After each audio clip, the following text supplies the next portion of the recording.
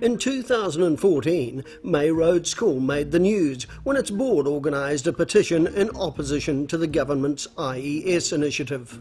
Board members from the Decile 1 school were stunned by a proposal which sought to invest hundreds of millions of dollars into salaries for a few, while there were so many other pressing needs in their school. They wanted it to be directed directly to the children. They don't see how investing it on teachers' salaries. Yes, teachers need an upping in their salaries, of course, but they don't see how doing that is going to get children to achieve more. Board members were so concerned that they canvassed the school's community for feedback. We all took responsibilities to meet with our communities in the cultural aspect of it. Like I went to the Islamic one, someone went to the Samoan church, someone went to the Tongan church, and things like that. And that's how we brought the communities together to the school one evening as well, as parents, concerned citizens. We had a discussion about all the roles, broke it down to them and explained each one in depth, and we asked for their views. Community members saw enormous potential for disruption of the school if the principal and teachers were appointed to any of the new roles.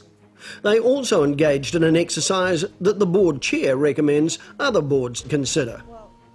I would suggest looking at your school more deeply. What are your needs in your school? And what has the government proposed? And then matching it up to see whether there is a connection between the two. For the board at May Road School, there seemed to be a disconnect. Nothing in the IES addressed the critical need for more quality support staffing or language resources.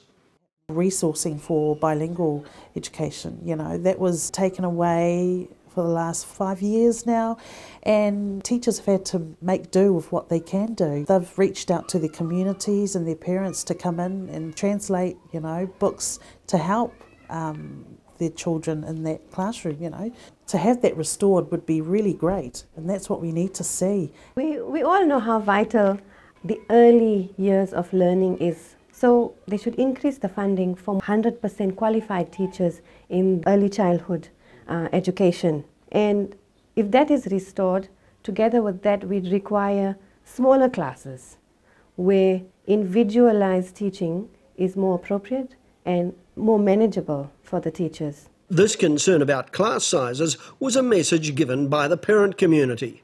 They did say that that some of these classrooms had too many children in there, and they were concerned whether their child was supported by one teacher that is overworked with so many children.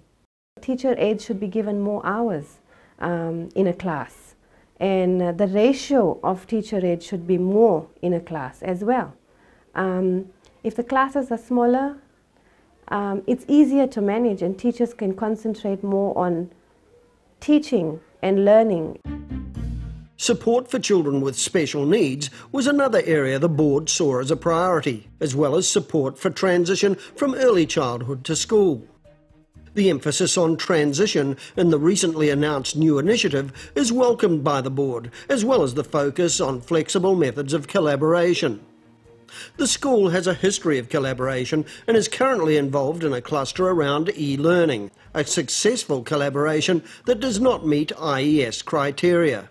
It's hoped a better plan will help grow this collaboration and address other needs of the school.